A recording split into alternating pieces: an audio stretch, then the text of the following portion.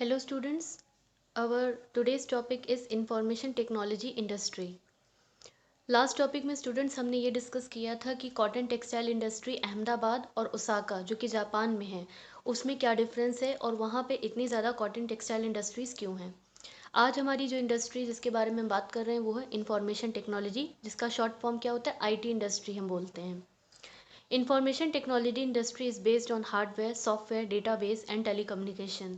तो अगर हम आईटी इंडस्ट्री की बात करते हैं कि आईटी इंडस्ट्री किस चीज़ पे खड़ी है, किस उसका बेस क्या है, तो हमारे पास है हार्डवेयर, सॉफ्टवेयर, डेटाबेस और टेलीकम्युनिकेशन।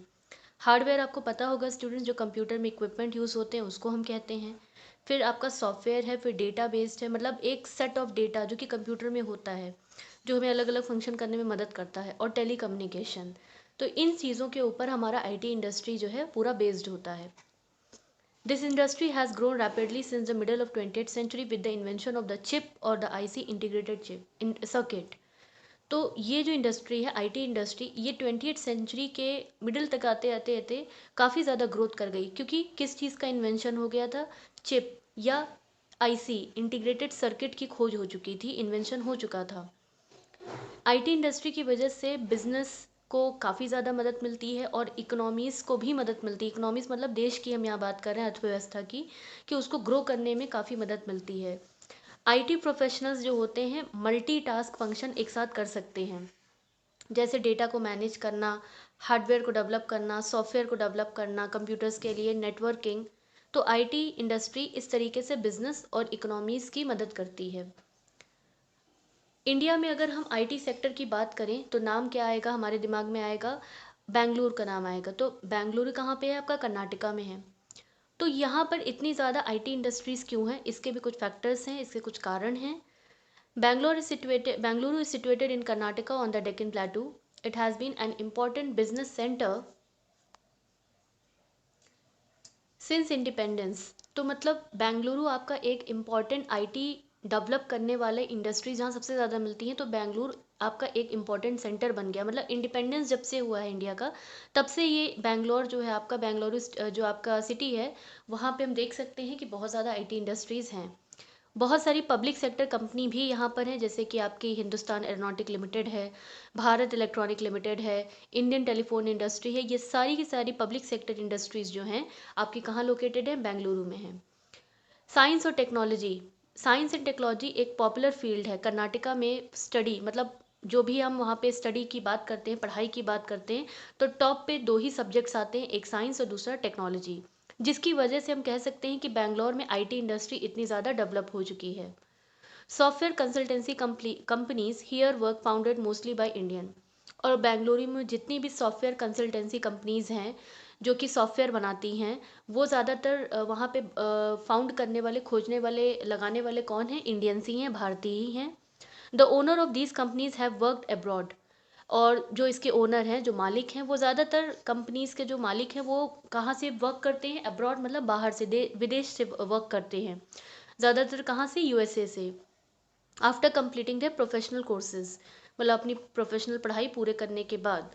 तो ये जो ओनर्स होते हैं, जो कंपनी में काम करते हैं, ये अब्रॉड मतलब बाहर से काम करते हैं mainly. And this make it easier for multinational company to do business with their Indian counterpart. तो जिसकी वजह से विदेश में रहने के बाद भी, दूसरे देश में रहने के बाद भी यहाँ पर काम आसानी से हो जाता है। क्यों? क्योंकि मल्टीनेशनल कंपनी है। क्योंकि मल्टीनेशनल कंपनी क्या होती है, जो आपकी एक से ज़्यादा देश में काम कर रही है, उसे हम मल्टीनेशनल कंपनी कहते हैं। तो यूएसए में रहते हुए भी इंडिया में काम करना इसलिए आसान हो जाता है। Bengaluru information technology industry is divided into the three main cluster.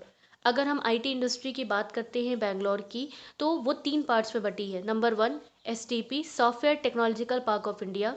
Number two, international technological park limited and electronic city.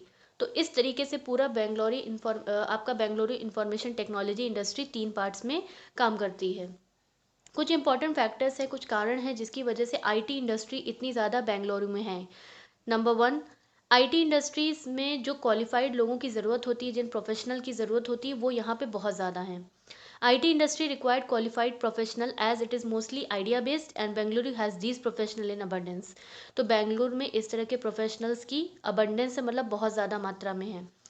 Bengaluru has a very large number of educational colleges and professional institute to train the people. साथ ही साथ बेंगलोर शहर में बहुत सारे ऐसे colleges हैं, ऐसे इंस्टीट्यूट हैं जो कि लोगों को ट्रेनिंग देते हैं, जो कि आईटी की पढ़ाई कराते हैं, ट्रेनिंग देते हैं। क्लाइमेट बेंगलोर का बहुत ही मॉडरेट है, बहुत ही अच्छा है, बहुत ही कंफर्टेबल है। ये शहर जो है डस्ट फ्री है, मतलब कि धूल धूल नहीं है यहाँ पे, डस्ट नहीं है, और बहुत ही कम दामों पे घर भी मिल जाता है। तो कॉस्ट ऑफ लिविंग जो रहने का खर्चा है वो काफ़ी कम है इस शहर में। बेंगलोर आपका वेल कनेक्टेड है, रोड्स के साथ, रेलवेज के साथ, एयरवेज के साथ।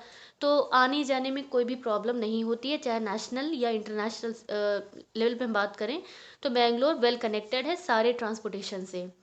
It has an existing infrastructure for industry because many industrial unit have already been functioning here. साथ ही साथ ये और कह सकते हैं जो बाकी जो आपकी इंडस्ट्रीज़ होती हैं उनको फंक्शन करने में भी ये मदद करता है। It has an existing infrastructure for industry, क्योंकि एक इंडस्ट्री को खड़ा करने के लिए जिस भी इंफ्रास्ट्रक्चर की ज़रूरत होती है, जिस चीज़ की ज़रूरत होती है, वो यहाँ पे ऑलरेडी है। कर्नाटका की गवर्नमेंट ने सबसे पहली आईटी पॉलिसी कब अनाउंस की थी? 1992 में अनाउंस की थी। और कर्नाटका गवर्नमेंट ने डेवलप किया था क्या? इलेक्ट्रॉनिक सिटी बेंगलोर के पास में। And this made Bengaluru a silicon valley of India, और इसीलिए बेंगलुरु को क्या कहा जाता है? सिलिकॉन वैली ऑफ इंडिया, क्योंकि यहाँ पे बहुत सारे आईटी हब्स हैं।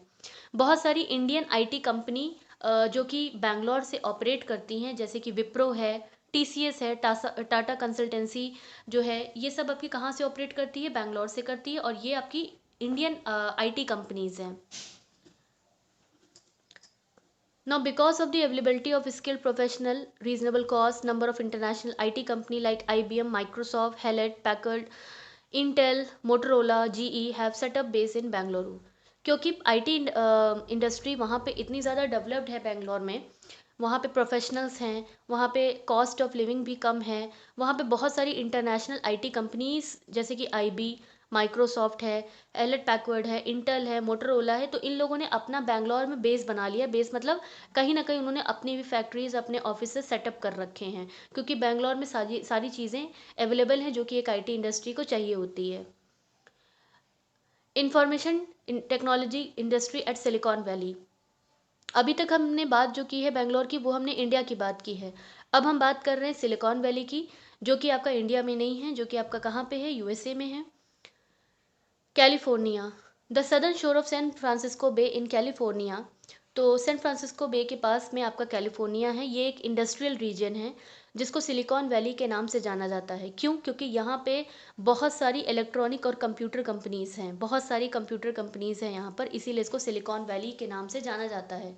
इसका नाम सिलिकॉन क्यों पड़ा? क्योंकि नेम कहाँ से आया? नेम आया सिलिकॉन चिप से, जो कि आपके कंप्यूटर में यूज़ की जाती है। उसी से इस शहर का नाम पड़ गया सिलिकॉन वैली, क्योंकि यहाँ पे बहुत ज़्यादा आईटी इंडस्ट्रीज़ भी हैं, इसीलिए इसको नाम दिया गया Silicon Valley. Second World War के बाद इस इंडस्ट्री में काफ़ी डेवलपमेंट हुआ है। After the Second World War the development of the Stanford Industrial Park in 1951 played a key role in the establishment of Silicon valley.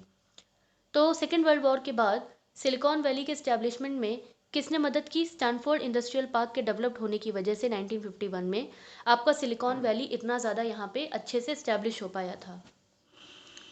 इसमें एक सबसे इम्पॉर्टेंट नेम आता है फेडरिक टर्मैन का। ये एक प्रोफेसर थे, कहाँ पे थे? स्टैनफोर्ड यूनिवर्सिटी में थे। इन्हें फादर ऑफ सिलिकॉन वैली के नाम से जाना जाता है। तो प्रोफेसर फेडरिक टर्मैन जो कि स्टैनफोर्ड यूनिवर्सिटी में थे, और इन्हें फादर ऑफ सिलिकॉन वैली इसलिए कहा जाता है क्योंकि इन्होंने अपने स्टूडेंट्स की मदद मदद करी थी, काफ़ी हेल्प की थी, ताकि वो नए नए वेंचर्स कंप्यूटर में हार्डवेयर और सॉफ्टवेयर में डेवलप कर सकें। कंप्यूटर हार्डवेयर, सॉफ्टवेयर, अलग अलग चीज़ों को डेवलप कर पाएँ, डिस्कवर कर पाएँ, इसलिए प्रोफेसर फेडरिक टर्मैन ने अपने स्टूडेंट्स की मदद करी, इसीलिए इन्हें फादर ऑफ सिलिकॉन वैली भी कहा जाता है। Fairchild was the first computer to manufacture. Fairchild आपकी पहली कंपनी थी जिसने कि क्या मैन्युफैक्चर किया था, क्या बनाया था? इंटीग्रेटेड सर्किट बनाया था। A large scale while Intel develop the CPU central processing unit. तो फेयरचाइल्ड ने आपका इंटीग्रेटेड सर्किट बनाया था, वहीं पर सीपीयू बनाने वाला सेंट्रल प्रोसेसिंग यूनिट किसने बनाया? इंटेल ने बनाया था, जो कि कंप्यूटर में होता है आपकी। IBM, IBM started manufacturing PC, और आईबीएम ने क्या मैन्युफैक्चर करना स्टार्ट किया, क्या बनाया? पर्सनल कंप्यूटर बनाया। किस साल? 1982 में। माइक्रोसॉफ्ट ने डेवलप किया डिस्क ऑपरेटिंग सिस्टम। साथ ही साथ एचपी आपका हेलेट पैकर्ड ने क्या डेवलप किया, बहुत सारे आपके लार्जेस्ट पीसी मैन्युफैक्चर जो मैन्युफैक्चर्ड किया जाता है वर्ल्ड में, वो किसके द्वारा किया जाता है? हेवल पैकर्ड्स के द्वारा किया जाता है। तो माइक्रोसॉफ्ट और Hewlett Packard became the largest PC manufactured in the world. तो इस तरीके से माइक्रोसॉफ्ट और हेवल पैकर्ड जो है आपका वर्ल्ड में लार्जेस्ट पर्सनल कंप्यूटर मैन्युफैक्चर्ड करने वाली कंपनीज में से गिने जाते हैं। सॉफ्टवेयर, इंटरनेट, ये सारी चीज़ें डेवलप्ड होने लगी सिलिकॉन वैली में, और इस तरीके से आईटी इंडस्ट्री में एक क्रांति आ गई, रेवोल्यूशनराइज द वर्ल्ड, मतलब पूरी तरीके से आईटी इंडस्ट्री का चेहरा चेंज हो गया। सिलिकॉन वैली जो कैलिफोर्निया में है आपका, जो वहाँ पे क्या रीज़न है, ऐसे क्या कारण है कि वहाँ पे इतनी ज़्यादा आपकी आईटी इंडस्ट्रीज़ लगती हैं, इतनी ज़्यादा वहाँ पे हमें आईटी हब्स देखने को मिलते हैं? Number one, large amount of capital was invested by the American government. American government ने काफ़ी ज़्यादा पैसा खर्च किया है इस इंडस्ट्री के ऊपर। सेकेंड वर्ल्ड वॉर जब आपका 1945 में ख़त्म हुआ, तो उसके बाद अमेरिकन गवर्नमेंट ने कंप्यूटर इंडस्ट्री के लिए काफ़ी सारा कैपिटल, काफ़ी पैसा लगाया इस इंडस्ट्री को डेवलप करने में। कैलिफोर्निया का क्लाइमेट जो है काफ़ी अच्छा है, मॉडरेट है। यहाँ पे आपके हॉट ड्राई समर, मतलब गर्मियाँ काफ़ी आपकी ड्राई और गर्म और सूखा समर होता है, और जो विंटर्स होते हैं, जो जाड़ा होता है, वो बहुत ज़्यादा माइल्ड होता है, हल्का फुल्का होता है, जिसकी वजह से लॉट ऑफ पीपल यहाँ पे अट्रैक्ट होके आ जाते हैं। बहुत सारे स्टूडेंट जो हैं हर साल स्टैनफोर्ड यूनिवर्सिटी से ग्रेजुएट होकर निकलते हैं, और उन्हें मौका मिलता है कि वो सिलिकॉन वैली में काम कर पाएँ। फिर उसके बाद liberal immigration rule have been followed highly, skilled professionals from the countries like China and India to work in Silicon Valley. साथ ही साथ सिलिकॉन वैली में आने के जो रूल्स होते हैं, मतलब जैसे मान लीजिए हम अपने देश से जा रहे हैं सिलिकॉन वैली में काम करने के लिए, तो लिबरल मतलब आसानी, और इमिग्रेशन रूल मतलब एक जगह से दूसरी जगह जाना, तो वो जो रूल्स हैं उनकी कंट्री के काफ़ी हल्के हैं और माइल्ड हैं, हल्के हैं, कि जो स्किल्ड प्रोफेशनल्स होते हैं, जो काम करने वाले लोग होते हैं, वो अपने देश से इस देश में जा सकते हैं। जैसे चाइना से, इंडिया से लोग जाते हैं और सिलिकॉन वैली में उन्हें काम करने का मौका भी मिलता है। क्यों? क्योंकि यहाँ पे रूल्स जो हैं काफ़ी सख्त नहीं हैं। साथ ही साथ there is an extremely strong local and international market two by the product and service from the Silicon valley. Silicon Valley में जो भी प्रोडक्ट बनता है, जो भी सर्विस प्रोवाइड कराई जाती है, उसके लिए उनके पास ऑलरेडी मार्केट है, लोकल मार्केट भी है, इंटरनेशनल मार्केट में भी इसकी डिमांड है। ट्रांसपोर्ट और कम्युनिकेशन सिस्टम यहाँ का काफ़ी अच्छा है। तो ये कुछ रीजंस हैं जिसकी वजह से आपका सिलिकॉन वैली जो है इतना ज़्यादा वहाँ पे हमें आईटी हब्स देखने को मिलते हैं। अगर हम कंपैरेटिव एनालिसिस की बात करें,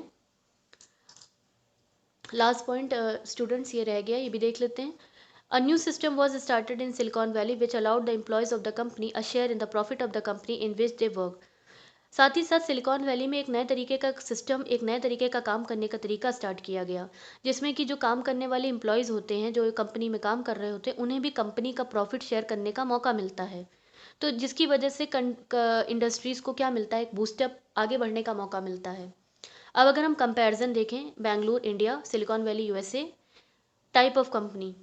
बैंगलोर किस लिए, किस तरह की कंपनीज हमें वहाँ देखने को मिलेंगी? Software, mainly software creating companies, मतलब यहाँ पे ज़्यादातर हमें not in large as one found in the Silicon Valley, मतलब मेनली हमें यहाँ पे सॉफ्टवेयर क्रिएटिंग कंपनी देखने को मिलेंगी, लेकिन उतनी बड़ी कंपनीज नहीं मिलेंगी जितनी कि सिलिकॉन वैली में है। सिलिकॉन वैली में हमें बहुत बड़े स्तर पे बहुत बड़ी बड़ी कंपनियां देखने को मिलेंगी, चाहे वो सॉफ्टवेयर डेवलप कर रही हों, चाहे हार्डवेयर डेवलप कर रही हों।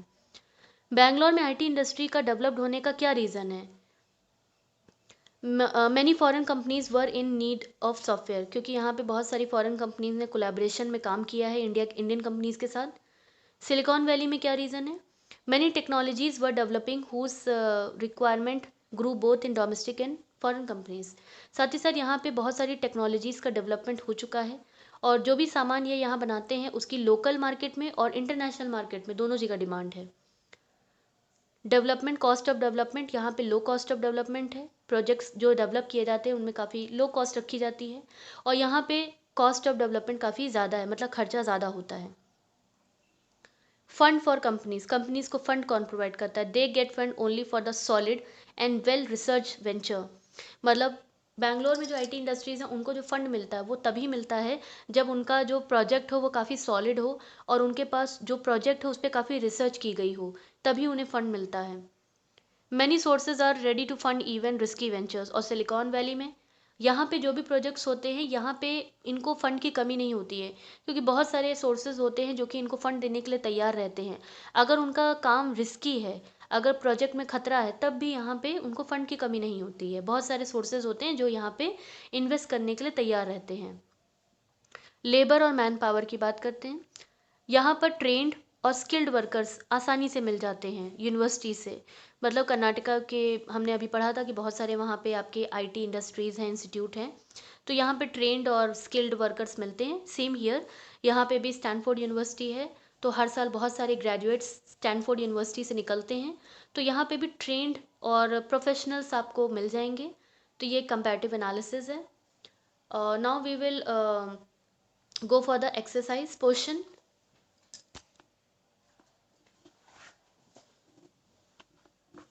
Choose the correct answer. Number 1. Which river provide water for the textile mills of Osaka? Yodo. Answer is Yodo. Number 2. Where is Tata Steel Limited located? Answer C. Jamshedpur. Number 3. Where was the first textile mill of India located? Answer A. Ahmedabad. Number 4. Which of the following city is associated with IT industry? A. Bangalore. Number 5. Which university has provided the maximum help to Silicon Valley? Answer C. Stanford. Exercise number B. Fill in the blanks. Dash was renamed Jamshedpur. Answer Sakshi. Number 2. Dash is called the father of Silicon Valley. Professor Frederick Terman. Number 3. The Dash city was developed near Bangalore. Electronics. Number 4. Dash is known as the Manchester of Japan. Osaka.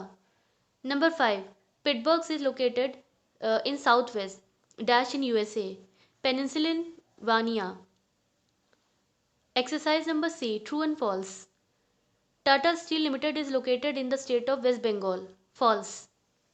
Number 2. Bangalore and Silicon Valley are important center of cotton textile industry.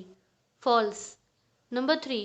Coal and magnesium are the raw material of iron and steel industry. False. Number 4. Ahmedabad is known as Manchester of India. True. Number 5. CPU is the short form of Central Processing Unit. True.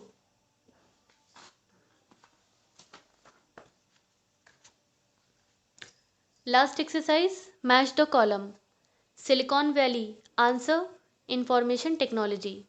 Number 2. Osaka Textile Industry. Answer Yodo. Tata Steel Limited. Answer Sakshi. Pennsylvania. Number 4. Answer Pittsburgh. 5. Ahmedabad. Answer Manchester of India. Student, you have to do all the exercises in your book and notes in your copy. The chapter is over. Thank you.